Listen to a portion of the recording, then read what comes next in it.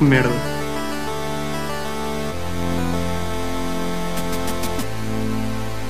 Pá, eu vou ser um bocado para o parvo já. Pá, o gajo a partir uma mesa com um powerbomb de cima de um escadote e levantar-se a seguir, o gajo devia ser morto depois dessa merda. Mano, achas que nós, pretos, comemos gajos só a sério? Tu não és preto. Sou, mano, mas é que sou mesmo. A Stephanie foi uma boa ideia que foi mal executada. O punk não está anunciado. Obrigado, senti-me lisonjeado uma vez nesta merda de podcast.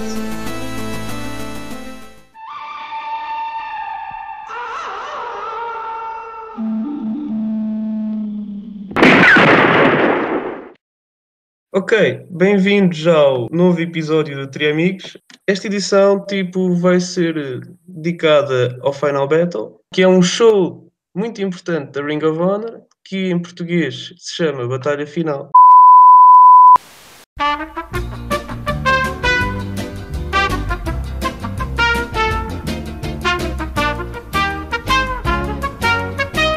Para os mais distraídos, antes disto, houve uma introdução que foi realizada pelo nosso produtor e o nosso divulgador e o nosso manager. E para além disso, estamos também na RTP Play como o primeiro podcast de wrestling. Bem fixe, não é? RTP a dar valor ao talento nacional. E connosco temos novamente o Marco. Como é que é, pessoal? Espera aí, nós estamos na RTP Play, não sabia disso. Sim, estamos. Eu não disse nada, era para ser surpresa. Mas, estamos. Ok. Olha, muito fixe. Pois é. Olha, a RTP Play tem uma série do caralho agora lá. Tem aquela Sara que é realizada pelo Bruno Nogueira, pelo Marco Martins e foi do caralho. Sim. Outra coisa que eu não disse, este episódio, botes sempre as apresentações, é um bocado a minha cena. Estamos também a dizer o nosso nome, que é O Regresso do Rei, porque é um filme bué fixe e é porque nós tivemos bué tempo fora. Só que a única pessoa que não vai regressar vai ser o Mauro, porque levou 2 tiros e então não vai poder vir tão cedo. Vai soltar só em espírito. Mas connosco temos como convidado, se calhar, a pessoa que me está a deixar mais nervosa aqui, que eu acho que é a pessoa mais inteligente aí nas comunidades, que é o Manx. Queres-te apresentar? Olá, Ribeiro e Marco. Eu acho que não tens grandes motivos para estar nervosos. Nós já conversamos há bastantes anos. Sim. E é sobre wrestling e outras cenas, e é sempre chill. E esta é a minha estreia no mundo dos podcasts, por isso eu é que teria mais motivos para estar um pouco nervoso. Eu acho que, resumidamente, quem andava pelas boards mais antigas, eu já nem conheço o nome, só me lembro do Loser Wrestling, não sei se algum de vocês lá estava. Eu já ando nestes mundos desde a minha adolescência e às vezes é um pouco doentio a pensar que não falta muito para metade da minha vida ser de fandom ao wrestling, com um número de horas dedicadas a este hobby tão estranho e tão incompreendido que começa a ser assustador, o número de horas. Ring of Honor tornou-se uma das minhas promoções favoritas, muito rapidamente. Portanto, eu comecei a assistir a wrestling em 2004 e passado uns meses estava para desistir, mas a jogar EWR, que eu espero que toda a gente ainda saiba o que é. Havia lá aqueles tipos que não estavam na WWE, que eu não fazia ideia quem eram, mas que tinham altos ratings, tipo CM Punk, Bryan Danielson, Samoa Joe, e comecei a ganhar a curiosidade de descobrir quem era este pessoal. Na altura não era tão fácil assim como é hoje. Estamos a falar nos tempos em que era muito difícil arranjar trackers e torrents. E... 2004, 2005. Sim, 2004, 2005. Yeah. Como é que tinhas de fazer? Tinhas de mandar vir, certo?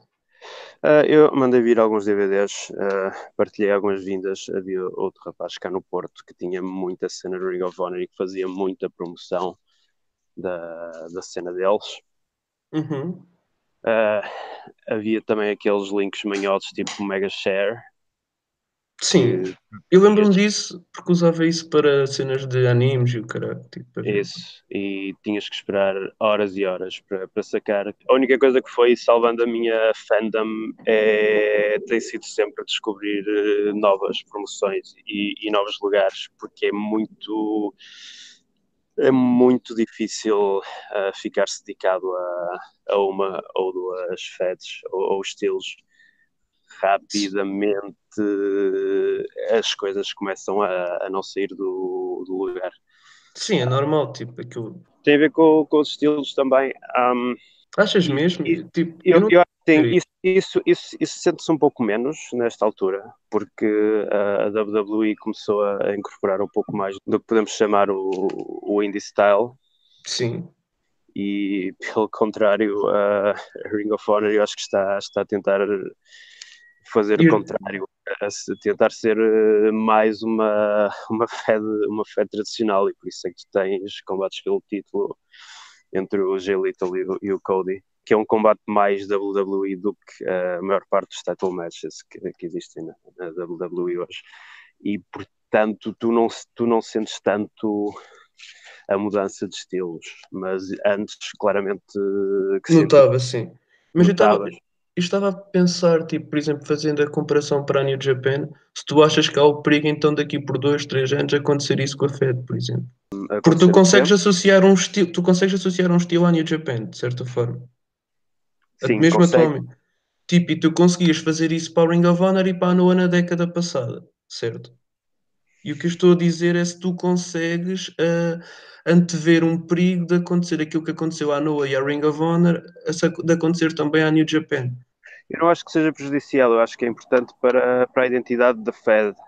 Sim, Agora tu, como fã, é normal teres períodos em que pá, não vês Raw há 2 anos e estás a ver um programa que tem skits de backstage e um nível de produção que mais nada tem, uma coisa nem que seja mais simples. Eu às vezes gosto daqueles shows televisivos de 1 hora em que os combates têm 7 minutos e não tem near falls, porque tu estás cheio de assistir a super indies onde tens combates do Matt Riddle e do Case Lee e uhum, do Zack Sabre, longos e épicos, tipo todas as semanas.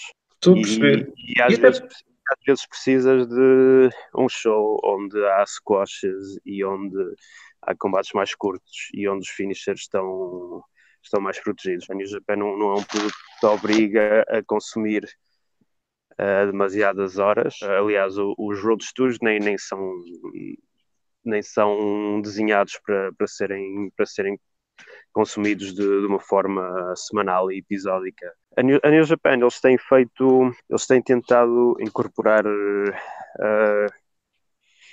diferentes estilos também. Havia muitas queixas de eles estarem a americanizar um pouco, que eu sempre fui gostando, na verdade, das alterações que eles fizeram. sim, porque eles mantêm também a identidade ao mesmo tempo que fazem isso, de certa forma. Não há tipo uma total perda. Eu pelo menos acho isso. Eu acho que eles têm uma identidade de core muito forte, e enquanto tiverem tipos como o Okada a carregar a Fed, vão ter, e depois facilmente tu consegues encaixar pessoas com estilos diferentes, como o Osprey ou mesmo o Ibushi, que na verdade estão a trazer alguma coisa de nova àquele estilo base, mas não estão a quebrar todas as regras.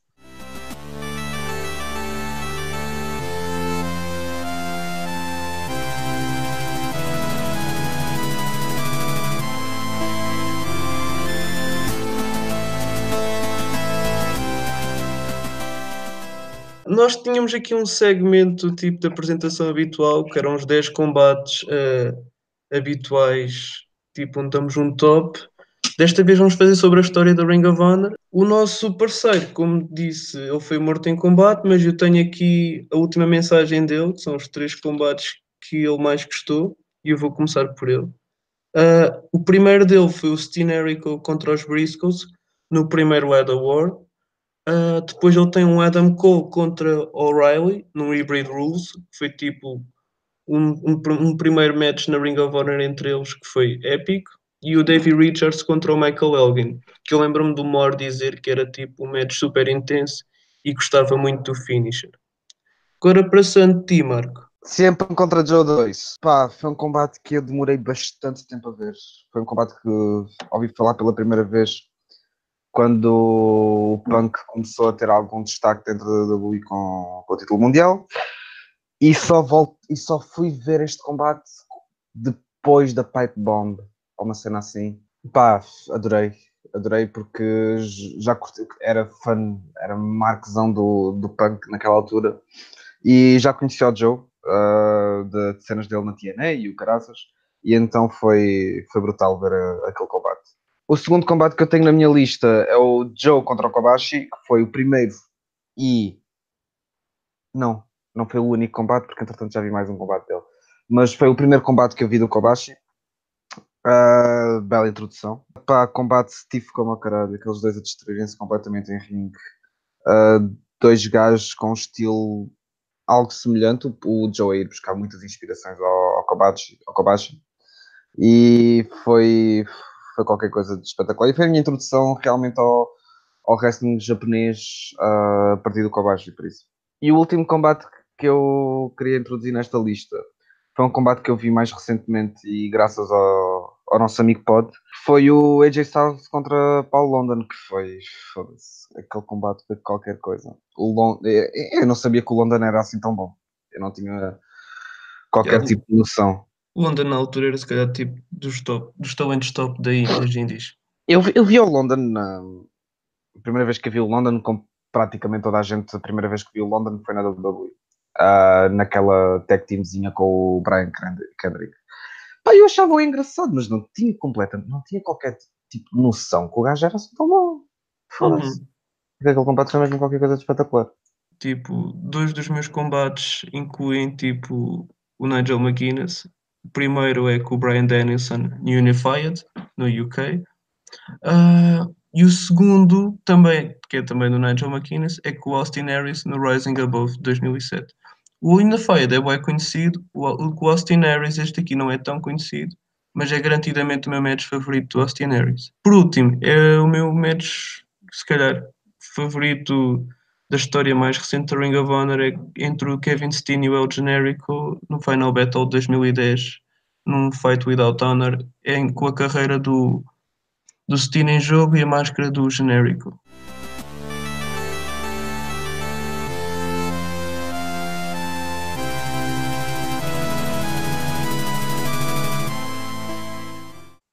Mas pronto, o primeiro match é entre o Kenny King e o Eli Isom, tipo, que é um match basicamente que o Kenny King a ter ido, e é tipo basicamente o Will levar o Babyface à escola, de certa forma.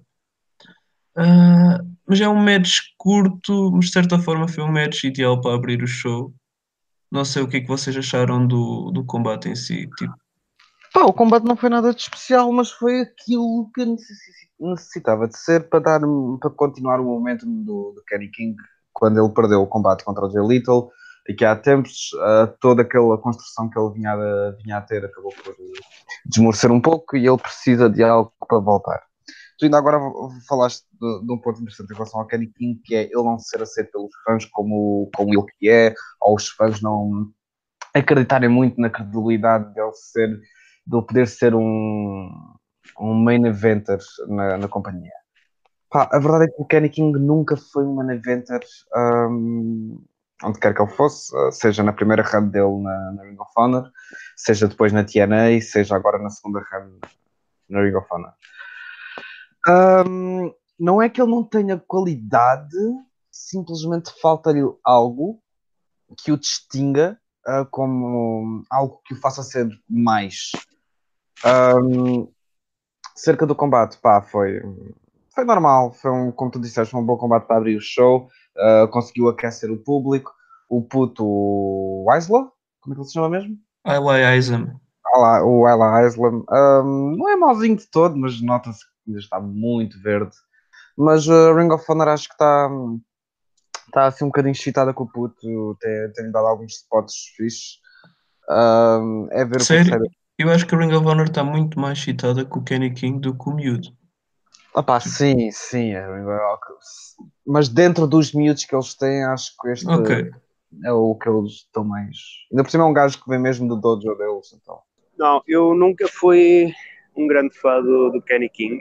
Obviamente ele tem os spots dele que são fixe e é um tipo super atlético, mas nunca me pareceu um tipo com sensibilidade para selling e para timing e para todas as coisas que mantêm o combate vivo.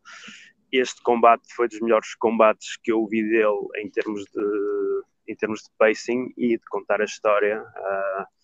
Fala-se que agora há agents na Ring of Honor. Acho que o Joey Mercury tem andado por lá pelo backstage, portanto não sei se alguém fez o agenciamento do match para ajudar nisso. Acho que a estrutura do match é simples, como devia ser. Acho que o pessoal curtiu a história. Acho que a promo do Kenny King é bastante boa. Curti ele chamar a atenção para o facto do miúdo ser efetivamente do dojo. A Ring of Honor tem aquela escola há 10 anos e nunca produziu ninguém. Produziu sim. Quem? Red Titus. Quando o teu principal prospect é o Red Titus, que nem sequer é bocado em mais lado nenhum praticamente, está tudo dito. Eu pensei que tu irias dizer Adam Cole. Ok, sim, mas isso é dividido. Já tivemos mais ou menos essa conversa. Dele ser. O Adam Cole vem da escola da CZW, não é? Sim, mas tipo. Mas ele diz que aprendeu tudo com o Delirious. Que aprendeu uns básicos na CZW, mas que só aprendeu. Ele basicamente foi para a CZW porque era a única escola que aceitava treinar menores. Sou tão mal. Menores de idade. O Adam Cole tinha 17 anos e ele é ali da zona de Philly, portanto as melhores opções são CZW e Chikara. Sendo que a Chikara eu diria que tem bastante mais sucesso no training, só que o Quack disse ao Cole que ele podia começar a treinar quando fizesse 18 anos e o DJ Hyde disse que ele começava quando quisesse e até podia fazer bumps no chão, como se faz lá na escola. Mas, sendo sério, um dos treinadores da academia da CDW era o Drew Gulak, portanto, sim, que pronto, também ele foi treinado na Chikara para depois ir treinar na CZW. Houve alguns spots mais awkward. Teve aquela altura em que ele tentou fazer a pegar no King para lhe fazer a powerbomb e simplesmente não tinha força. Ele nem sequer queria começar a pegar-lhe. O Kenny é que tem que lhe berrar que let's go. E ele lá levanta uns centímetros antes de ir por fora. Eu lembro-me um pouco do Juice Robinson. É sério? Não por causa da cena só do visual, mas a cena do underdog com o atleticismo que realmente conecta com... Ok, mas isso é bom sinal para o Juice estar a associar isso. Significa que o Juice está a fazer algo muito bom, porque isso é tipo, parece bem elementar, tipo, tu conectares com o underdog desse nível. Mas não é fácil ao nível com que o Juice faz. O Juice é muito bom. O Juice é... Pronto, vamos para as 3 horas de podcast. Mas o Juice é daqueles tipos que tu vias no NXT e não vias ali nada. Mas sempre que alguém falava dele, era daqueles wrestlers dos wrestlers. Toda a gente dizia que ele era... Toda a gente diz que ele é um gênio, que ele é top. Mesmo gajos como Austin e outros punham-no sempre over e tu olhavas para ele e não percebias bem o porquê. Não percebias o que podia haver ali até ele ter tido a shot dele para brilhar. Ele supostamente vai fazer mais Ring of Honor no próximo ano, vamos ver o que é que eles fazem com eles, até poder ser uma team engraçada. Sim, e há muitos spots que precisam de ser substituídos, até porque há muita gente a sair neste show. Para pessoas também que estão há pouco tempo na Ring of Honor, temos o Jeff Cobb a ter um combate com o Eggman Page, um combate que teve das melhores reações em todo o show, onde esteve o World TV Title em jogo. Não sei o que é que acharam deste combate, mas provavelmente a melhor defesa do Jeff Cobb até ao momento e que o ajudará muito no futuro. Pá, antes que o Manx comece a falar e monopolize isto tudo. O Adam Page estava incrivelmente over nisto. É capaz de ser das pessoas mais overs no roster neste momento. Infelizmente vai sair da of Honor, juntamente com o Cody e com os Bucks. Mas pá, foi o combate da noite em termos de reação. É curioso porque o combate em si não foi nada de mais. Foi um combate bem construído. Foi um combate que teve boa ação, bons spots. Gosto que o Page finalmente tenha aprendido a fazer aquela close slide slingshot que ele faz com a pirueta. Pá, porque eu sempre curti bastante, sempre achei que o visual daquela merda tinha bom potencial, mas ele perdia um bocado o momento quando aterrava e ficava bué da awkward, mas finalmente vejo-o a utilizar bem aqui. O Cobb é um monstro. O Cobb, mas lá é aquilo que nós estávamos a falar ainda há bocado sobre apanharem talentos que estão um pouco desenvolvidos e tal. O Cobb é um gajo que já tinha construído o seu nome, já andou, passou anos nas indies, foi preciso lutar na ground e buscá-la a ninhures para ele começar a ser elevado, e depois esteve naquele aninho 2 na Evolve e na PWG, e pronto, está um homem feito. O combate foi mesmo muito bom. Foi a melhor defesa do Cobb até agora, porque também foi a única defesa que realmente teve importância desde que ele ganhou o título ao Pancho Martínez. Agora estava-me a assustar e pensava que ias dizer foi mesmo a única defesa, o Ribeiro é que não sabia. Não, eu Isso. acho que ele teve uma defesa ou duas, mas acho que foi tipo contra putos, contra o próprio Isla, o puto que estava no Open.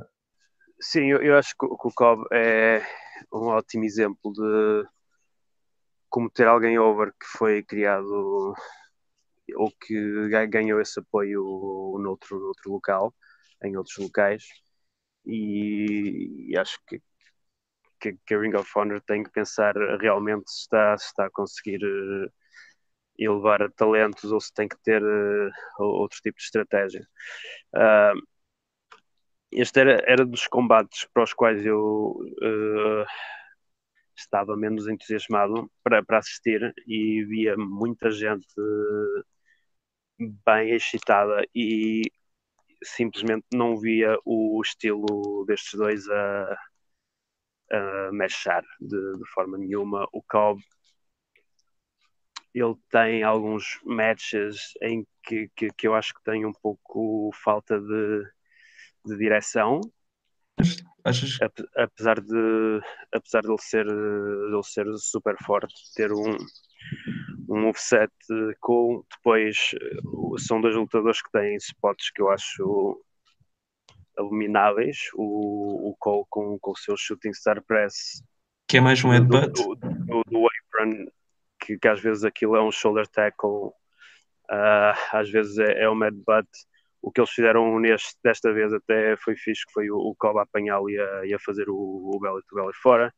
Quando o Cobb começa a fazer os moonsaults e os shooting stars, Não gostas? ok, não, também não gosto Porquê? disso, principalmente aquela combinação. Ah, é um pouco por ser um heavyweight a fazer a coisa dos cruisers, Ok, yeah, mas tipo, física mas elementar diz que quanto mais peso tu tens, tipo, mais força haverá envolvida. Tipo, sim, mas teoricamente os babyfaces cruiserweights usam aqueles moves porque é o que os é faz uma, ficar over, sim, mas tipo, não é só isso. In kayfabe é uma estratégia de maior risco para ter para, maior reward, sim. para compensar a tua falta de força de outra forma. Poderia justificar dessa forma e por isso um tipo como o Cobb não teria de estar a falhar metade dos Shooting Star Press. É principalmente o Shooting Star Press que me deixa pior, porque o Moonsault é bastante bonito. Nem podes dizer que é aquela cena de o heavyweight a fazer o Moonsault só para mostrar que consegue fazer. Acho que claramente é um tipo atlético. Eu acho que quando é assim, só mesmo os moonsaults do PCO, em que parece que ele vai morrer sempre que tenta um deles. Mas tem a sua beleza. Depois, a outra coisa que me assustou neste combate foi estar a ver o vídeo de preview e eles estarem a buildar isto como se o Page fosse um heavyweight e tivesse a mesma força do Cobb. Mano, mas ele é impressionante mesmo nisso. E eu pensei, se eles vão fazer de conta que têm os dois a mesma força, isto ainda vai ser pior. Mas acho que o Page fez um match perfeito desse ponto de vista. Portanto, foi o tipo que usou mais velocidade quando ele começa com os boots e com o dropkick, com os dropkicks, running dropkicks, com aquele sentido de urgência de ter de enviar o Cobb ao chão. Eu fiquei conquistado, acho que o público ficou conquistado, acho que o combate foi excelente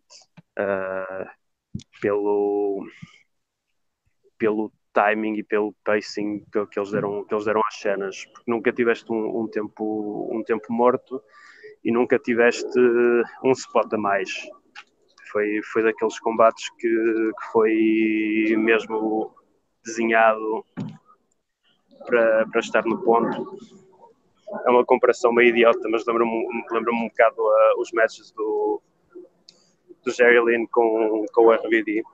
No sentido que, na verdade, eles estão sobretudo a fazer spots e um atrás do outro, mas são todos no tempo certo. O Page só acaba por fazer uma cena de força que é quando ele faz o follow slam. Sim. Quando ele levanta o gajo mesmo, yeah. Sim, e tu vês que ele estava a levar os músculos à exaustão e poderia não ter corrido bem, mas correu. E acho que o combate foi bastante bom e a primeira de 3 tentativas falhadas dos elites levarem A vitória para casa. Levarem títulos. Sim, também. Com eles na sua saída, que eu também achei interessante estarem todos nos title matches e porém só no caso do Cody é que isso era a storyline. Não sei se eles poderiam ter tentado puxar de outra forma a história, mas também haveria desvantagens nisso. Acho que podemos falar um pouco mais sobre isso quando se a falar do Cody, porque foi o único match em que eles usaram mais a questão dos lutadores que estão de saída poderem levar os títulos. Ok. Antes de passarmos ao próximo combate, que é o combate das senhoras, só de notar que é realmente a primeira defesa do Cobb. Antes disso, ele tinha vencido o título ao Punisher Martinez. Então, o seguinte combate foi um four-way elimination match entre a Kelly Klein, a Sumi Sakai, a Madison Ray e a Karen Key. Sim, Karen Key. Pronto. Eu não sei o que é que vocês acharam do combate. Tipo, isto foi um combate mais morno. Depois do TV title e antes do Zack Sabre Jr. e o Gresham, com a Kelly Klein a eliminar tudo. E basicamente foi isso. Eu sou mais mulher na cozinha, por isso eu não vejo combates femininos. Epá, ok. Banks, não sei o que é que achaste. Eu acho que foi um combate ok. Claramente o objetivo deles é buildar a Kelly. Sim. E que é uma miúda que não tem muito name recognition ainda, e acho que o combate foi bem montado e foi bem executado, mas se olharmos numa perspectiva mais abrangente para aquilo que está a acontecer no wrestling feminino atualmente, e sendo a Ring of Honor uma alternativa, e nós vendo que na WWE a divisão feminina é, na verdade, a divisão mais over. É um bocado... Pois, esta divisão é um pouco aquém de tudo, não é? Tipo, fica bastante aquém daquilo que está a acontecer no resto do wrestling. Aliás, fica até aquém de quando a Ring of Honor começou a parceria com a Shimmer e a ter combates femininos também.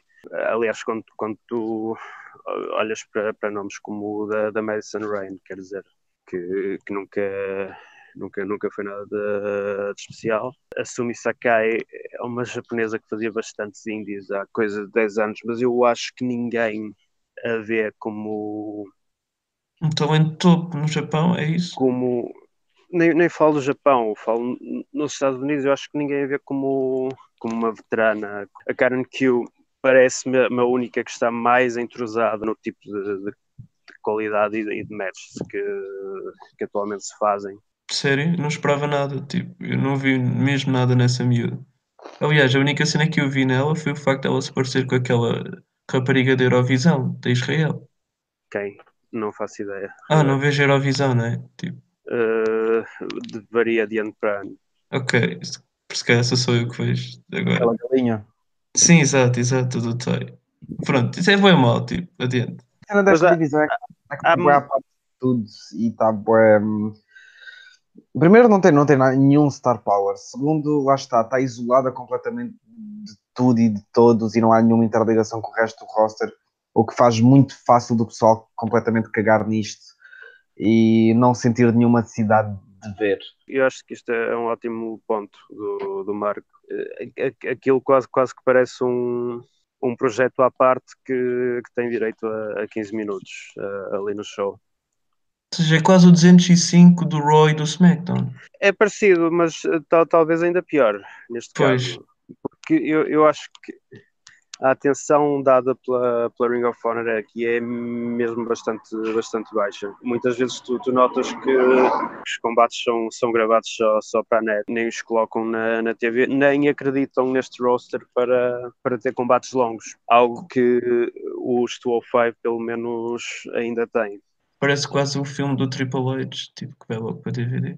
Seguinte, temos um combate que relembra se calhar mais a Ring of Honor de há 10 anos atrás, que é entre o Zack Sabre Jr. e o Gresham, onde o Gresham, enquanto wrestler técnico da Ring of Honor, nota-se que se sente o dever de provar-se como melhor que o Zack, o que resulta num combate muito técnico, muito focado na técnica, recheado de counters e que, nada surpreendentemente, o Zack Sabre Jr. é bem recebido, talvez até mais bem recebido que o Gresham, o que nota-se que, apesar de ele não fazer parte da Ring of Honor até o momento, as pessoas sabem quem ele é e o que é que ele faz e estavam prontas para o combate. Eu acho que foi um dos melhores combates nesta primeira parte do show. Podemos começar contigo, Max. E este e o combate do Cal com o Page para mim foram os melhores, e foi dos poucos combates em que tu sentes da Ring of Honor a vontade e o esforço em trazer algo novo para o card e não estar só a conjugar o pessoal que tem no roster. Eu acho que o combate foi excelente, bastante técnico, mas claramente contando bem a história do Zack como heel e do Gresham como o eterno underdog que ele provavelmente vai ser na Ring of Honor. Fizeram coisas giras, a estratégia do Gresham ser muito ir para o headlock e o Zack contra-atacar várias vezes com o leg scissors, que é uma das cenas mais básicas de fazer. Todos os combates técnicos têm este spot feito de forma básica, mas eles usaram-no como tema, colocando tanta coisa pelo meio daqueles counters incríveis, e depois joga bastante bem com o facto do Zack estar a fazer de heel, porque sempre que o Gresham consegue o takeover, ele faz o contra-ataque bastante rápido, e depois o Gresham tem mais dificuldade em safar-se. E usaram bastantes interlúdios com mais striking para nunca perder o público, porque aquilo não era um público que estaria disposto a assistir a uma masterclass técnica de 20, 25 minutos. O finisher é fantástico. Eu mesmo em matches do Zack acho que nunca ouvi fazer isto. O Gresham ir para a pinfall com bridge e o Zack bloquear a bridge do Gresham, empurrá-lo para a frente, fazer reverter a hold e ganhar ele próprio ao Gresham com a bridge. Outra coisa que eles fizeram bastante bem foi valorizar tudo o que são combinações e tentativas de pinfall. A maior parte do pessoal, quando faz pinfalls, nem se dá o trabalho de meter pressão sobre os dois ombros e sobre o peito. Portanto, o outro dude, na verdade, pode só levantar o braço. Eles tentam trabalhar num estilo que claramente tenta tornar mais realista, e o finisher deixa em aberto que eles possam fazer mais matches. Pá, falando agora sobre o combate, não tanto sobre o combate assim, mas mais sobre o Gresham. Eu acho que o Gresham é o melhor exemplo que temos nos últimos anos de um talento que, quando foi para a Ring of Honor, já tinha algum nome, mas ainda não era um nome como o Cobb, por exemplo. A Ring of Honor demorou algum tempo a saber apanhar nele e fazer alguma coisa de jeito. Ele ainda andou ali muito tempo nos undercards e nos openers, e a partir do momento em que eles perceberam que ele tinha uma boa química com o Jay Lethal, e isso realmente deram-lhe algum destaque como aquele underdog e como aquele gajo Dark Horse e Workhorse da Ring of Honor. O combate foi bastante bom, foi dos melhores combates e dos meus combates favoritos de noite. Pá, eu sou um sucker pelo Zack Sabre Jr. e pelas merdas dele de technician. E adorava ter visto um combate puramente técnico aqui, mas lá está, como antes disse, acho que o público da Ring of Honor não estaria preparado nem virado para aí. Um combate, como tu disseste, eu curti imenso de ver pequenas coisas que toda a gente faz, como aquela cena do Ed Caesars, mas eles a fazerem aquilo de uma forma completamente diferente, e a fazerem daquilo quase algo que importasse, não simplesmente mais uma peça que não, agora vamos fazer isto, porque não, é tipo uma cena que tem realmente algum significado. O Gresham, pá, ainda eu lembro-me daqui de uma frase do Ribeiro daqui há uns 3 ou 4 anos, quando ele estava numa fase de ódio ao Zack Sabre Jr., que ele dizia que se o Gresham tivesse mais 10 centímetros, o Zack Sabre Jr. nem calçava.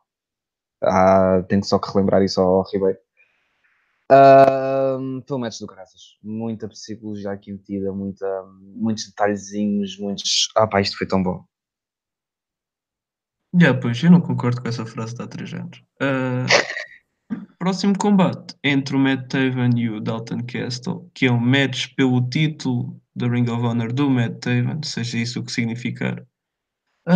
Que é um match. The Real World Heavyweight Championship. O título roxo, como lhe chamaram nos comentários. Pá, sim, é o que há a dizer sobre aquilo. Pá, eu acho que foi um match um pouco longo, mas gostei das interferências da forma como foram utilizadas.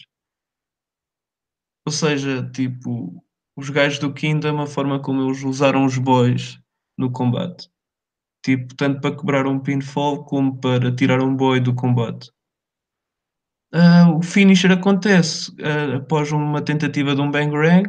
Já tinha acontecido 2. Um que foi contra o poste e houve outro onde o Matt Taven consegue apoiar-se nas cordas para evitar o pinfall. Não sei o que acharam deste combate, se foi demasiado longo, se acharam que era um match que a crowd não respondeu tão bem. Posso dizer que a melhor parte deste combate foi contra o Matt Taven, foi contra o guarda-reio. Sim, esse spot épico. Foi a melhor parte do combate, pá. Pá, eu vi isso em direto e pensei que ele tinha morrido, porque parecia que ele tinha batido de cabeça. Até os comentadores frisaram isso, tipo, vá lá, foi só com as costelas, como quem diz, mas parecia que ele tinha batido com a cabeça. Tipo. Se ele tivesse batido com a cabeça, não se fazia grande coisa. O Matt Taven não vem do dojo da Ring of Honor. Eu não tenho a certeza de onde é que ele veio. Porque ele também não começou logo com o Bennett. Será que ele é daqueles que foi treinado pelo Kurt Hawkins? Achas? Não sei. Algo me diz que ele pertence à Aqui o Cage Match diz que foi o Spike Dudley e o Bob Evans, que também treinou o Michael o Ryder. Bob Evans, sim.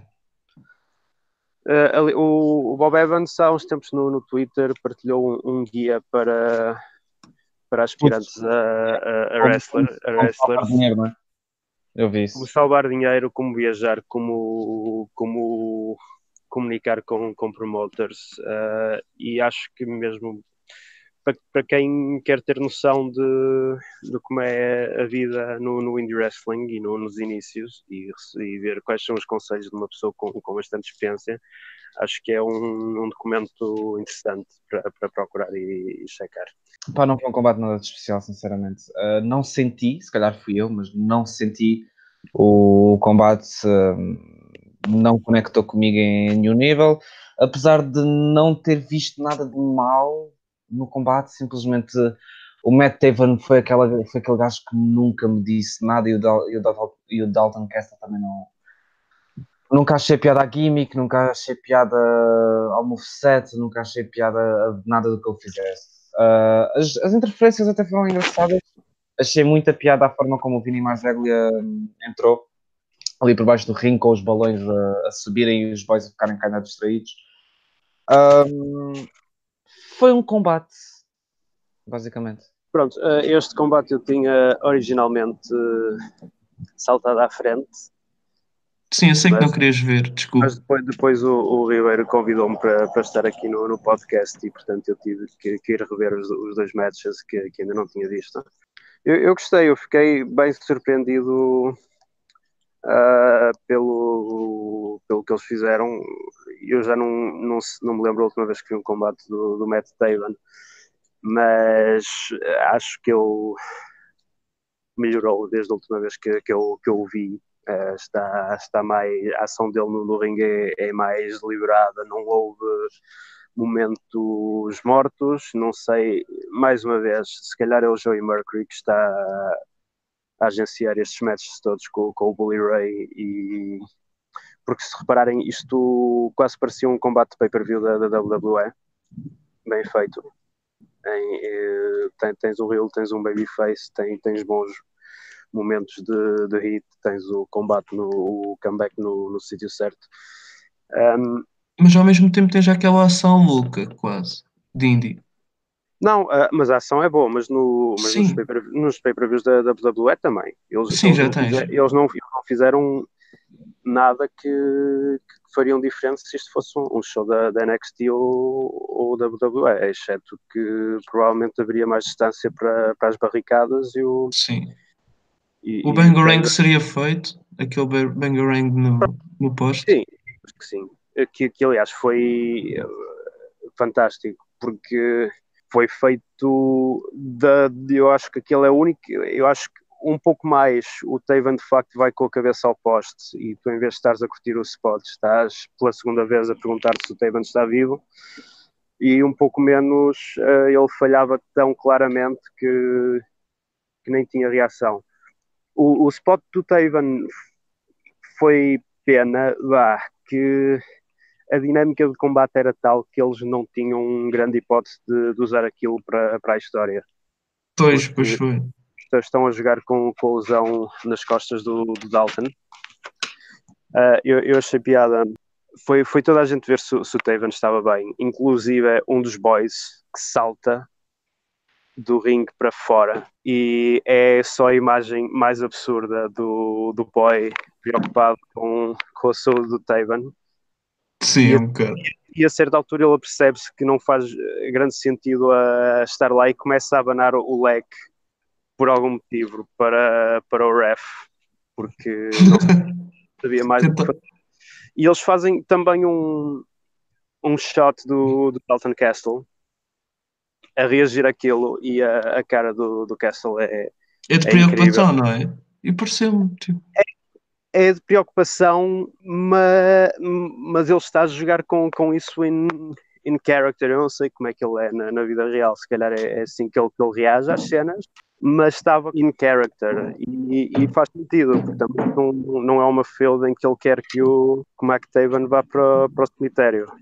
Sim, ok. Curti ver o Castle a fazer os seus deadlifts sem parecer em clara dor, como há uns meses ele estava. Estava a vê-lo e estava a pensar que não ficava mal uma feud com os New Day. Sério, mas tu achas que toda a gente fica fixe com os New Day? Não, só o O Dream Velveteen, o Dream, e o Castle já são boas. sim, mas é diferente. Na minha história, o Velveteen ia tornar-se o novo líder dos New Day e mudá-los. O Dalton Castle era um programa. Acho que podiam Ok. ter boas interações. Por outro lado, eu acho que a história do title é ok para a personagem do Taven. É um bocado silly, como é toda a stable.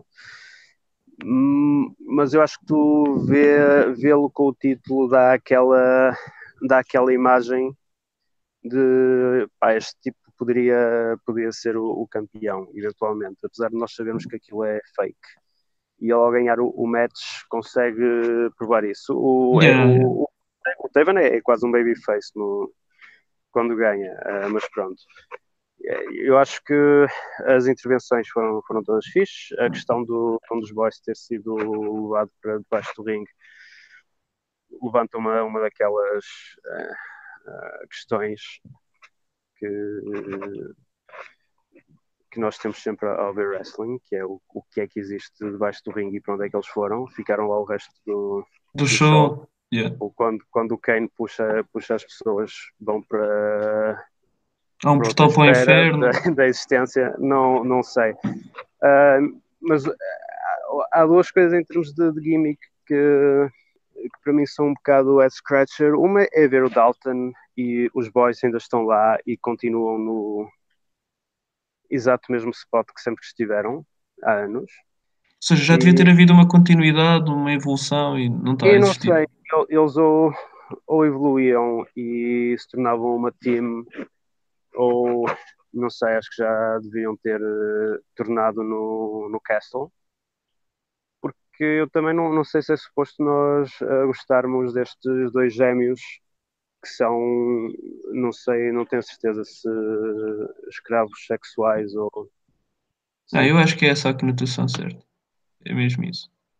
Acho que a certa Escravos. altura alguém devia tornar um no outro.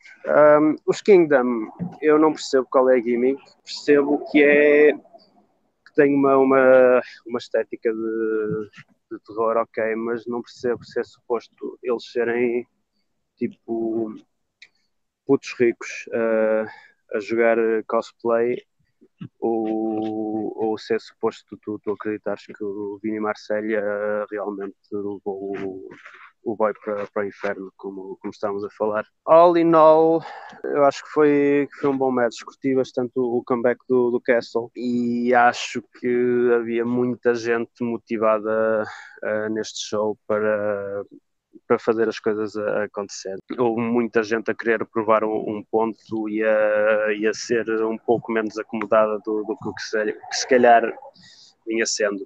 Sim, tipo, isto se calhar foi o pior match do pay-per-view ou dos piores, e mesmo assim não correu pessimamente. O próximo também, se calhar, foi daqueles com menos reação, e eu vou ser sincero, eu gostei bastante. Foi um match entre o Christopher Daniels, um dos pais fundadores da Ring of Honor, e o Marty Scurll, onde estava a oportunidade pelo o ROH World Championship em jogo. Não o título em si, ou seja, o number one contender. Tipo, Marty é number one contender e estava a colocar o seu spot em jogo. Foi um match onde basicamente o Daniels está a dar tudo, uma última oportunidade, mas o Scroll é claramente está um nível acima dele atualmente. Não sei o que é que achaste, Marco, do combate. Eu sei que tu és um fã do Scroll enorme. Pá, eu sou um fã de tudo o que saiu da cena inglesa, mas sim, o Skrull. Eu há anos que venho a dizer que o Skrull é capaz de ser dos wrestlers mais completos do mundo e neste combate acho que conseguiu-se ver isso muito bem, porque ele conseguiu jogar muito bem com a cena de ser o homem mais esperto. O Daniel estava muito na cena, aquela cena emocional de isto, se eu não conseguir ganhar isto pode ser muito bem o meu último combate, não só na Ring of Honor, mas da minha carreira. E o Daniel estava a correr atrás da carreira dele, basicamente.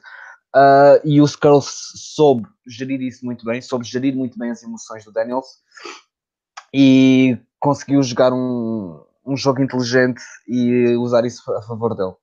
O combate foi bom. Sinto que faltou ali, se calhar, meter mais uma mudança a certa altura e acelerar um pouco o ritmo do combate, mas não achei que o combate fosse assim tivesse o público tão apático como algumas pessoas dizem.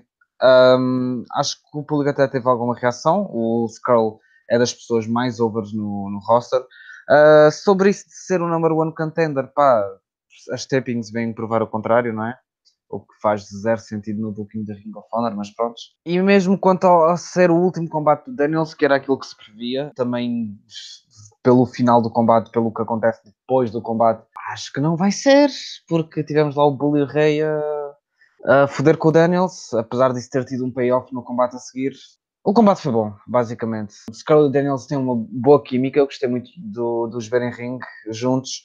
O Daniels já não está para as curvas, apesar de ter adaptado muito o seu estilo de combate ao seu físico atual.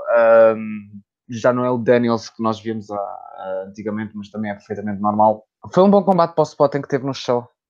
Não, eu acho que o público estava morto para um combate em que estava em jogo a carreira na ROH do Daniels. Achei, sinceramente, até um pouco deprimente, apesar que nesta altura o show já ia bem longo. E acho que eles fizeram um bom match, bem old school. Eu acho que o mérito se divide pelos dois. Acho que o Daniels continua a dizer presente quando continua, quando é preciso. Ele continua em ótima forma. Só que é um tipo que agora vai escolhendo os seus spots. Eu acho que o pessoal não estava dentro da história, tanto que eles tiveram a contar uma história o combate inteiro, e a única cena que teve reação verdadeiramente foi o spot dos dedos do Skrull, que é um spot habitual. É um spot habitual, é um spot que está over, é um spot que geralmente tem zero ligação com a história do match e com o finisher. Eles aqui fizeram uma cena fixe que foi o Daniels tentar usar primeiro. Foi o Daniels depois tentar fazer o Angel Swings e eles explicarem que por causa dos dedos ele não conseguiu locar as mãos. Sim, também houve essa consequência. Tiram um pouco do impacto. Sobre as consequências do match, é estranho.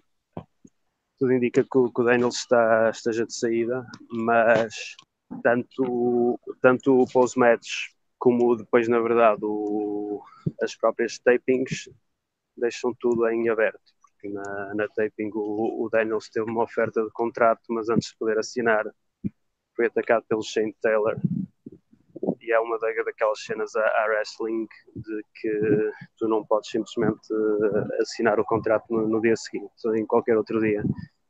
Ele tinha só aquele spot e agora, devido ao Shane Taylor, não poderá voltar a assinar mais. Parece que é o que eles estão a fazer, mas ao mesmo tempo deixam em aberto o Daniels voltar. O Daniels provavelmente vai agora nos próximos meses pensar um pouco na vida dele. O final do combate acontece quando o Bully... Não, o combate o final já tinha acontecido, mas o Daniels está-se tipo a despedir da crowd e o Bully Ray ataca o Daniels por trás, dando logo o início ao seguinte combate, que foi um I Quit entre o Bully Ray e o Flip Gordon, que foi uma rivalidade, parece-me, já longa, onde basicamente vem no seguimento de um angle onde o Flip aceita aquele castigo do Bully Ray de estar a levar com as candlestick todas nas costas, e o Flip basicamente a dizer que o Bully nunca o vai conseguir fazer desistir. Isto foi um match diferente de tudo o resto, e diferente daquilo que é o match típico de wrestling. Basicamente há muitos angles que são elementos que foram incorporados da própria feud, com, por exemplo, o Bully Ray a incomodar o Silken, tipo, eles usaram também a namorada do Flip Gordon, tipo, com a ameaça do Bully Ray realizar uma powerbomb na mesa, que eu achei essa parte engraçada porque quando o Bully Ray manda o Flip a voar, eu achei que, tipo, que o Flip ganhou tanta impulsão que falhou o spot, que era suposto acertar na mesa, mas depois, 2 segundos depois, vi, não, isto foi mesmo propositado e foi muito mais intenso. E usaram também o Silas Young, o Cheeseburger, e que tivemos também o Daniels a levar aquela candlestick nas costas. Tiveste um Sandman out of nowhere. Não é out of nowhere. Tipo, o que leva ao angle do Filipe a levar aquele castigo do Bully Ray é exatamente o Sandman ter perdido para o Silas Young. Certo. Foda-se, eu não acompanho o que é a falar. Manx, ajuda-me lá. Mas isso estava no promo. Eu não tenho certeza, eu acho que não vi o promo, mas eu sei que o Sandman fazia parte do Angle, sim. O Colt Sim, Cabana também fez uma run-in e ele também tem estado no Angle.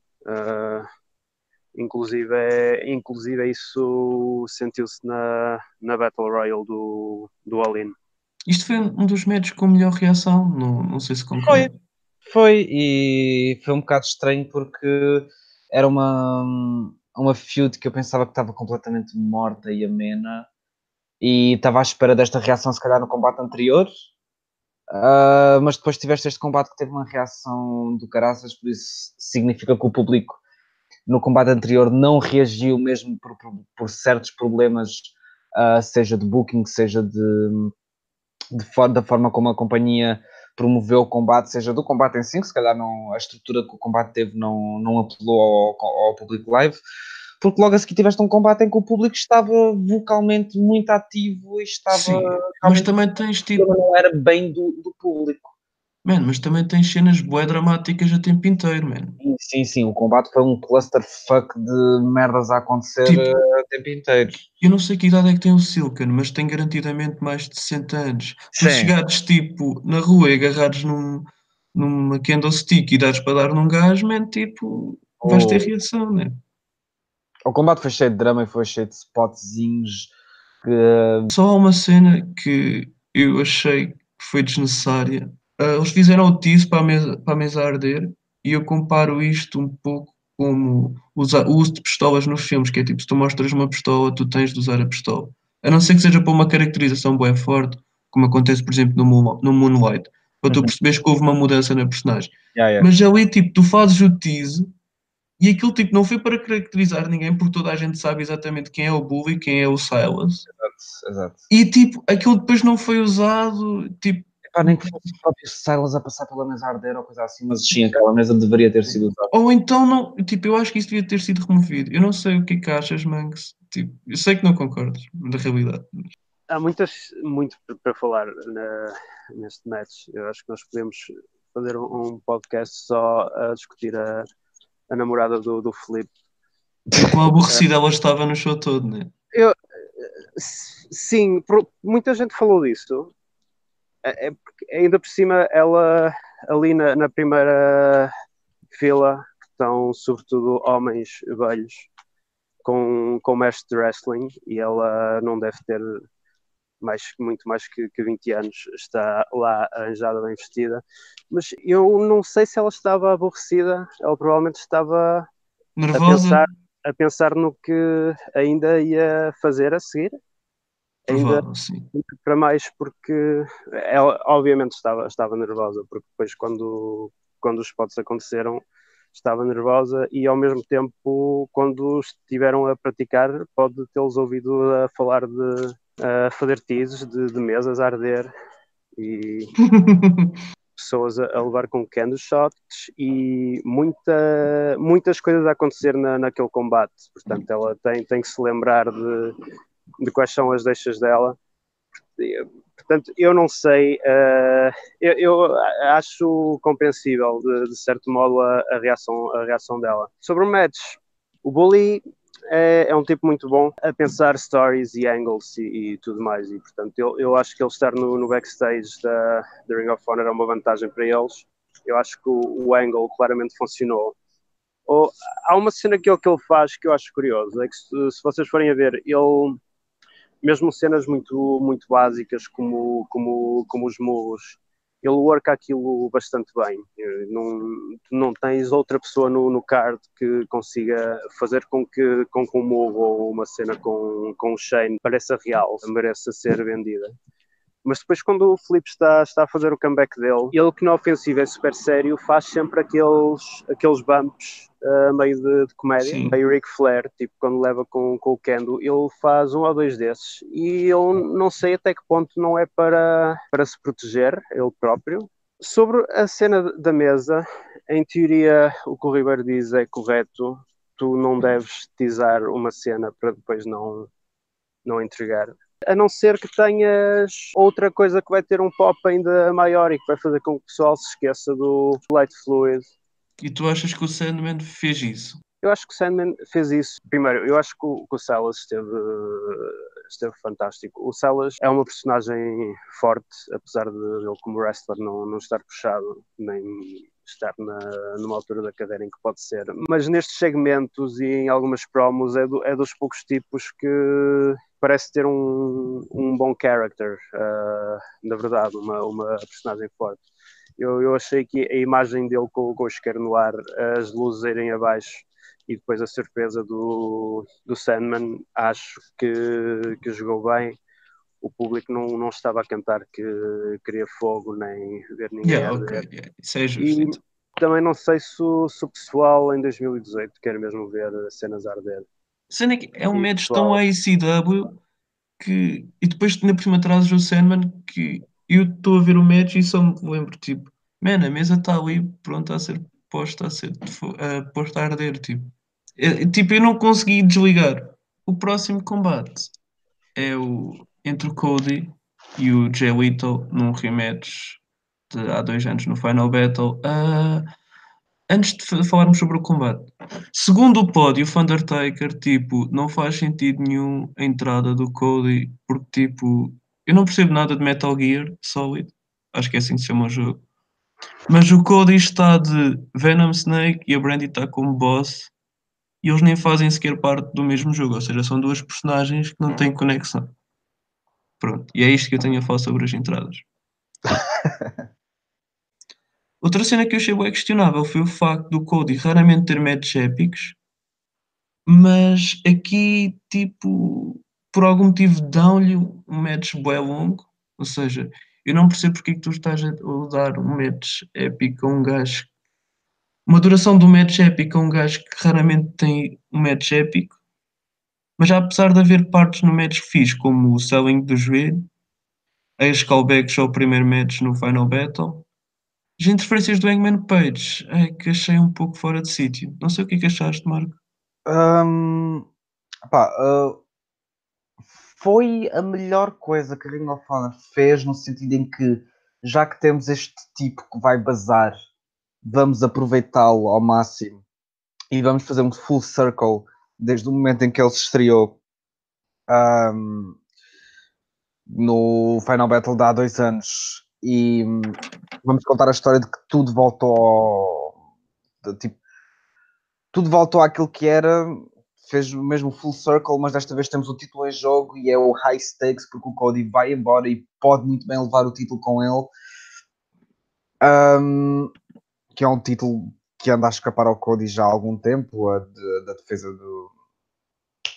a oportunidade do Cody ao título. Acho que ele nunca teve um rematch 1-1.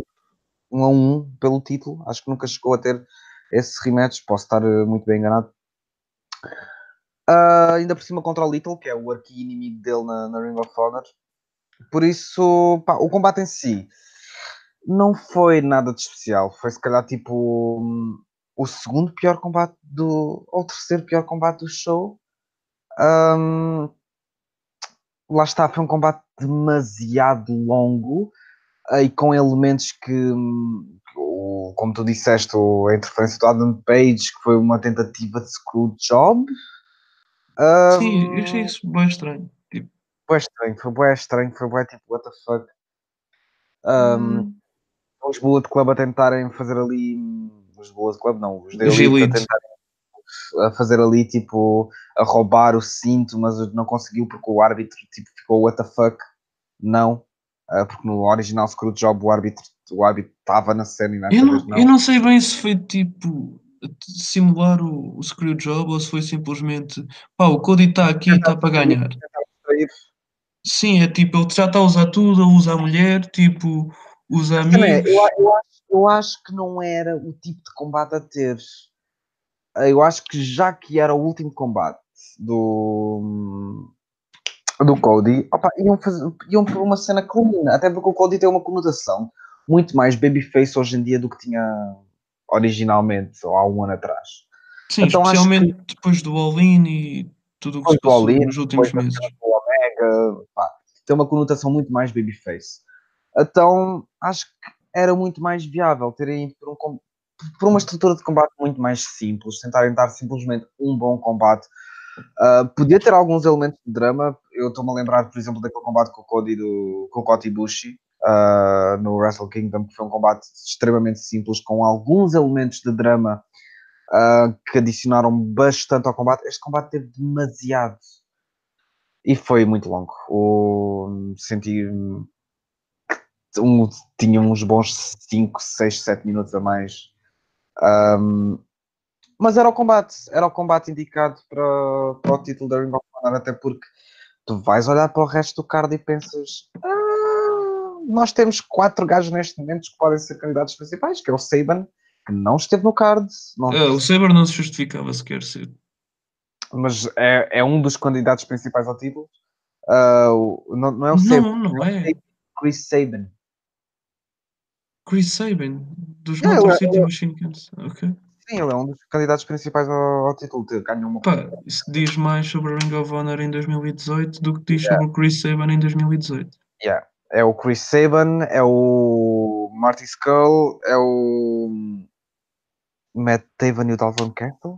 Ok, o Matt Taven, sim, aquele tipo nota-se que ele está a ser construído como contender. E provavelmente, se calhar, vai ser o gajo que vai ter o match com o Little no Madison Square Garden, se calhar será ele. Eu gostava que fosse o Skull, Pá, yeah, eu acho que o Scroll vai acontecer mais cedo. mas o Skull também acaba contrato de tipo 6 meses ou qualquer Yeah, coisa assim. ok. Eu acho que o Scroll é capaz, cena para acontecer no aniversário. Se calhar, se calhar.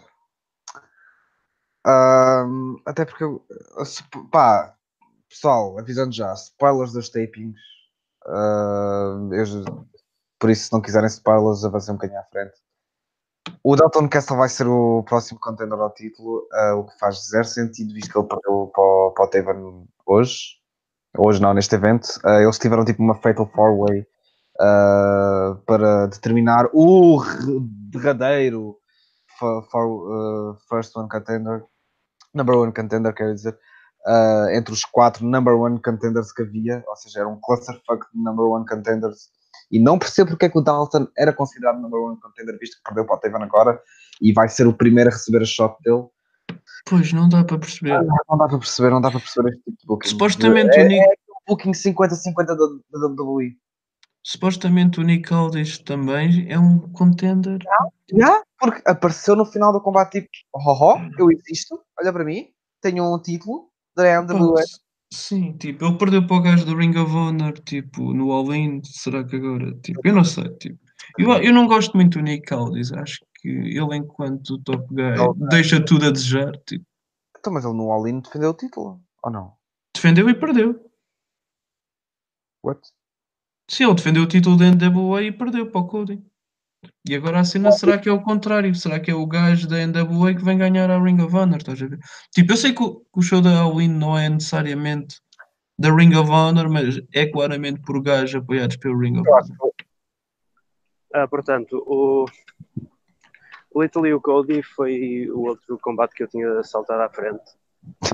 Pois. Ter zero interesse. Este combate era um pouco bizarro, era um pouco estranho, porque temos o Cody de saída, não sabemos o quão é que a Ring of Honor queria colocar isso na storyline, sob perigo de ele até se tornar um babyface, porque é o tipo que se vai embora, vai levar o título e vai começar uma fed nova que talvez seja melhor. Sim, mas eles no início do combate trataram logo de mostrar que o Cody vai ser o Will do combate. Eles fizeram isso, mas eu não sei, eu acho que a linha do Madison Square Garden foi boa, mas ao mesmo tempo o público não quis saber e também não estava a ver o Little como o tipo que estava a defender a Ring of Honor, porque eu acho que aquilo já não é uma fanbase de Ring of Honor como era há 10 anos. Eu não me lembro do público ter cantado ROH alguma vez. Sim, cantaram mais vezes The Elite do que seguramente ROH. Portanto, eu não acho que tenha funcionado essa dinâmica. O Jay Little é um bom wrestler de main event, mas eu acho que ele precisa de... Ele tornou-se... Ele também se adaptou mais a um estilo mais de campeão, podemos dizer assim, mais da WWE de certa forma. Ele precisa de ter adversários que criem alguma dinâmica com isso. Eu acho que ele e o Cody são demasiado iguais. Ou seja, precisam de alguém diferente deles, ou melhor. Precisa haver dinâmica. Eu acho que o Little com o Zack seria mais intrigante e mais interessante, mas sim, mas acho que a Ring of Honor precisa de ter campeões como pessoas com o nível do Zack Sabre Jr. E por aí acima, para voltar a ser de facto um título forte. Nos últimos anos tivemos esta situação da Ring of Honor ter estes campeões, enquanto tipos como o Matt Riddle Matt Riddle, o Dijak, o Keith Lee andavam tipo a brilhar lá fora. Mesmo antes disso, o Gargano ou o Ricochet. Sim. Embora dá a ideia que se o Gargano entrasse nesta ROH, também não sei se ele saía do mid-card. Isso é bué bizarro de se dizer. Muito sinceramente. Mas se calhar é verdade, sim. Mas é bizarro, tipo, esse cenário. Se calhar é dos meus babyfaces e, tipo, não seria puxado. É, tipo, é estranho. Mas houve resistência ao posto do Gargano na Evolve. E na NXT ele foi um bocado forte. Algo que raramente alguém é na Ring of Honor. É tudo por passos muito pequeninos. Eu acho que isso está a estagnar bastante o roster deles. Aproveitando para falar sobre o Rooster, que é tipo, eles vão estar, e falando neste combate e no seguinte, e noutros passados, eles atualmente têm uma marca muito forte associada à Ring of Honor, que é a Elite, e também associada à New Japan, mas tipo, Ring of Honor vai perder mesmo, quase garantidamente estes gajos. E será que há um perigo de. Porque as pessoas estão mesmo atraídas pelos gajos, ou seja, aquilo que aconteceu, por exemplo, com a All Japan, onde o pessoal tipo, curtia mesmo os gajos, não era já o conceito da fera, tipo, eles estão por trás da identidade dos gajos. Se eles saírem todos, tipo Elite, Daniels, Kazarian, será que o público irá com eles e deixará a Ring of Honor ignorada? Acho que é o grande perigo atualmente é o Cody e os Bucks. Epá, o Daniels, o Kazarian, o Page, sim, são personagens relevantes, mas acho que as verdadeiras personagens de destaque é o Cody e os Bucks. Indo esses dois embora, acho que, principalmente os Bucks, acho que a Ring of Honor é capaz de descer um pouco a nível de popularidade e a nível de vendas, algo que tem vindo a aumentar nos últimos anos. E é uma das coisas curiosas é que, apesar da qualidade da Ring of Honor nos últimos 3 anos tem vindo cada vez mais a descer, mas o número de vendas e o número de a popularidade deles está alta como nunca. Vai ser mau a nível de vão perder algum destaque a nível internacional e tudo isso, mas vai ser bom porque eu acho que vai finalmente criar espaço no roster para haver novas estrelas, tanto que estamos a ver muitas entradas, seja gajos mais conhecidos como o Zack Sabre Jr., ou seja, gajos menos conhecidos como o Tracy Williams, que estão prontos a mostrar aquilo que valem. O próprio Jeff Cobb foi uma entrada assim de quase do nada. Gajos como o Bandido e como o Mark Haskins, que já assinaram. Gajos como o Brody King, que não sei muito bem o que é que vão lá fazer, mas vão lá fazer alguma coisa. Muito do público vai deixar de aparecer, porque já não vai estar lá aqueles gajos. Mas é importante criar novos gajos. É importante. E acho que finalmente, acho que o Delirious finalmente percebeu isso. Ou a Ring of Honor percebeu finalmente isso, que é importante criar novos gajos, tanto que eles já criaram, entre aspas, criaram Jeff Cobb. Nos últimos meses têm estado preocupados em estabelecer o Gresham como um gajo da Upper Mid Card. E é esperar para ver no que é que isto tudo vai dar. Banks, o que é que achas? Fazendo também já a ligação para o main event destas saídas da Elite. Eu acho que são duras, principalmente a saída dos Bucks e principalmente o fantasma da Elite fazer alguma coisa.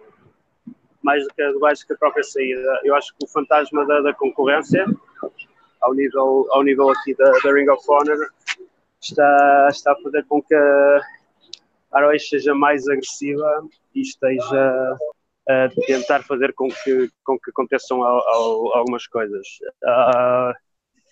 Acho que eventualmente vai haver uma melhoria. A TV deles continua a ser terrivelmente produzida, aquilo não tem luz. Este pay-per-view teve uma ótima produção, excetuando, como já vamos falar, ter perdido metade dos bumps no main event. Mas agora já se consegue ouvir o público. Acho que o Henry Cavill e o Colt também estão a fazer uma boa dupla. Se eles estão a usar tipos como o Bully e o Mercury no backstage, parece-me que são boas decisões que estão a ser tomadas. Agora, no fim de contas, a Ring of Honor é uma Fed Wrestling cujos donos são uma cadeia de televisão que querem que aquilo não perca dinheiro e que produza conteúdo para eles terem lá nos canais deles. Portanto, vai depender também muito da visão da Sinclair. Esta loucura dos contratos, eu não sei se ela é totalmente beneficial.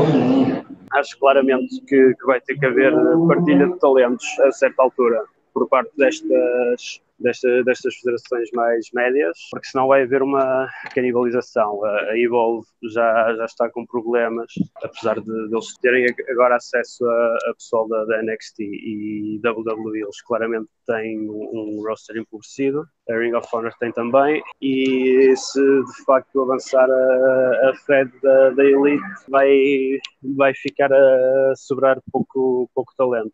Idealmente terá de haver algum entendimento entre estas Feds, ou se não podemos ver mesmo uma war até à morte. Não me parece que seja sustentável ter tanta gente com tantas federações com contratos de exclusividade. Acho que estamos claros sobre isso. Se tiverem uma opinião diferente sobre este tema, deixem aí nos comentários. Por último, falando sobre o main event, SCU contra Young Bucks contra Briscoes, que foi um Leather War, que são combates que são raros na Ring of Honor. Eu vou ser sincero, são raros. Tipo, não são assim tão raros ultimamente. Este foi o quarto Leather Match dos Bucks em 3 anos na ROH. O último foi aquele com o Daniels, onde o Daniels estava tipo, fez uma promo épica. Não, esse foi em 2016. Aí já houve outro no meio. Porque houve esse em que foi incrível. Depois houve o Leather Match com os Hardys. No dia antes do. Ok, não me lembrava desse. Isso. E depois ainda houve um Six-Man contra os SCU também. Ok. Então já começam a não ser mesmo raros. Portanto, estamos a pensar de um match que demorou bastantes anos para a Ring of Honor fazer o primeiro, e foi algo que eles buildaram mesmo. Sim. O pessoal nos fóruns perguntava quando é que vai haver um ladder match na Ring of Honor, e nada apontava para aí, e depois eles fizeram mesmo a cena. O primeiro foi entre o Austin Erica e os Briscoes. Sim. Foi super violento. Sim, e que eles disseram: nós não queremos fazer nenhum ladder, mas esta rivalidade é tão violenta que é a única forma de resolver. Depois anunciaram que tinha sido o último porque nunca nenhum match ia alguma vez bater e não queriam colocar a pressão de alguém ter que bater os Briscoes com os genéricos. Fizeram aquele em que o Eddie Edwards estava com o braço partido para fazer o match, e agora havia uma altura em que eles até eram numerados, Ladder Wars 2, Ladder Wars Sim, 3, sim. 4, mas acho que Este último já não foi, pelo menos. já há algum tempo que saltamos isso. Eu sinceramente este match para mim foi pouco original de alguma forma. O que é que podemos fazer com estes times que já se enfrentaram 500 vezes? Vamos pôr os Bucks num último Ladder War. Sim, mas eu acho que conjugaram bem, por exemplo, porque os Bucks fazem sempre isso, que é conjugar tipo o drama com caos e spots e ritmo, tudo misturado. E depois tinhas lá os Briscoes que trouxeram agressividade, tipo, há momentos dos Briscoes que acho mesmo memoráveis, principalmente um com o Kazarian, onde ele está tipo a subir as escadas e um deles atira uma cadeira, falha, e o outro atira logo a seguir. Achei isso, tipo, Sim. mesmo fixe. O Chris Coleman chamou a atenção para isso, e bem, que os Briscoes eram quem traziam um estilo diferente ali. Mas ao mesmo tempo, eu achava que eles eram a equipa menos over dos três. Os Bucks levaram uma marreta para o ringue e o pessoal do público a cantar Age, ou seja, as histórias do Being the Elite estão mais over que as histórias da Ring of Honor. Sim, isso é verdade. Esse momento aí, isso foi a resposta claramente à possível contratação deles pela parte da WWE. Eu acho que o público ao início não percebeu bem o que aquilo era, viu só uma marreta e ficou uma marreta, mas quando ele deita a marreta fora e depois acerta com o super kick, sim, a resposta ficou mais que clara. Ficou mais claro, que é uma mensagem de vamos continuar a fazer as coisas à nossa maneira. E depois na segunda-feira eles lançam um vídeo em que dão um super kick ao Edge, que é o Frankie Kazarian a fazer de conta que é o Triple H. Para mim este acabou por ser o combate que eu mais gostei esta noite. Foi um combate em que não teve que se pensar muito, no sentido em que não houve uma história super complexa ou não houve nada que te fizesse o público pensar e estar ali. Não, foi tipo spots, violência desmedida, 6 gajos ali no ringue a matarem-se uns aos outros.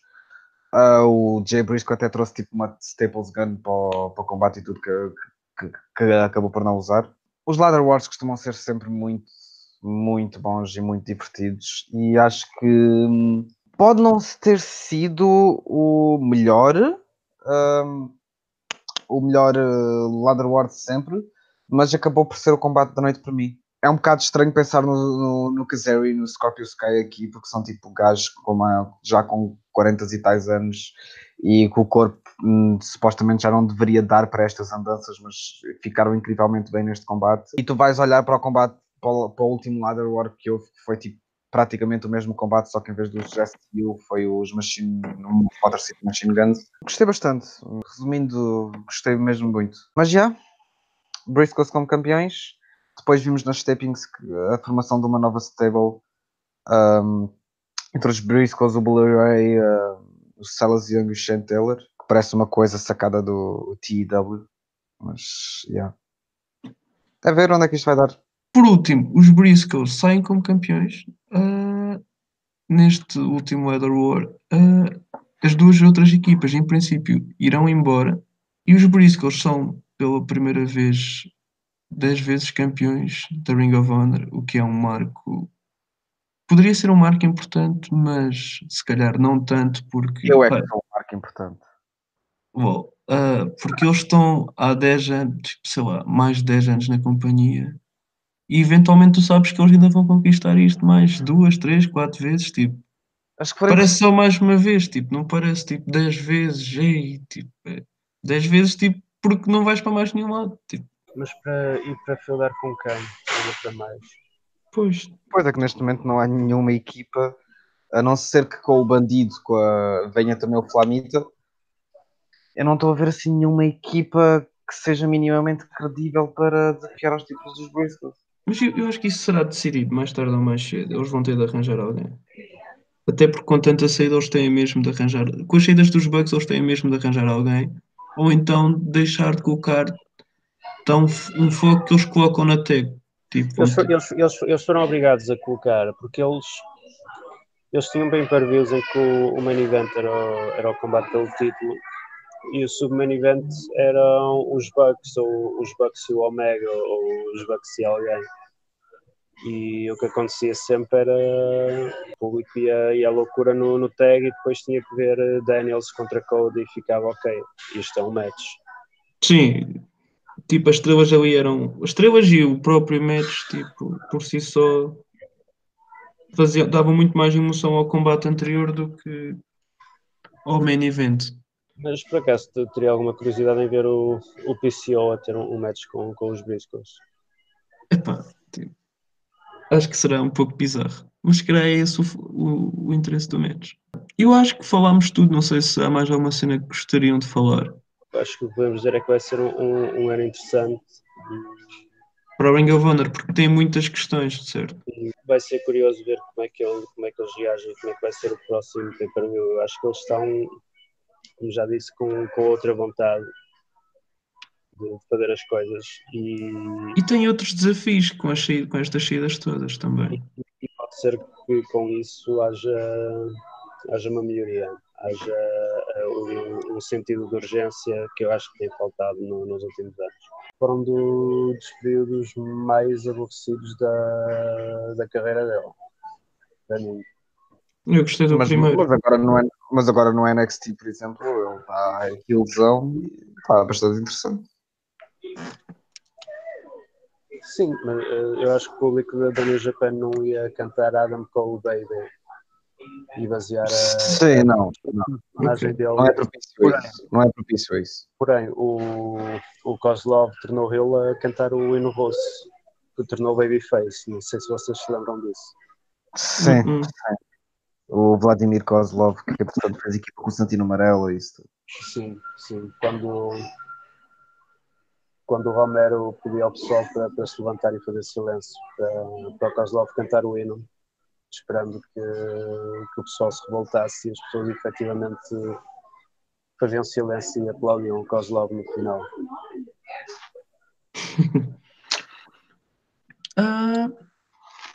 Eu acho que vamos fechar agora. Isto foi o episódio cujo nome era O Regresso do Rei, e adequou-se para quem quer que tenha visto o filme. Isto é o episódio número quê mesmo? Pá, 14? Não. não, ainda não chegamos a 10, pá aí. Foda-se. Sempre que eu ouço o podcast digo ao Ribeiro que o único problema é a duração. Sim, é curioso agora. Manx, o que é que tu queres dizer sobre a experiência em si? Mas não sei se gostaste. Acho que foi uma boa experiência. Preferia ter sido convidado antes de ter visto o show, para poder ver o show sabendo que vou ter que revelar, mas Pois. desta forma também tens a minha opinião mais crua. Sim, de certa forma. Ok, muito obrigado. Marco, tipo, aquela parte da RTP Play no início foi a gozar. Diz, desculpa. Aquela parte da RTP Play no início foi a gozar. Nós não vamos estar na RTP. Oh. Desculpa, tipo, enganei. Ok, vamos fechar assim. Tipo. Tchau.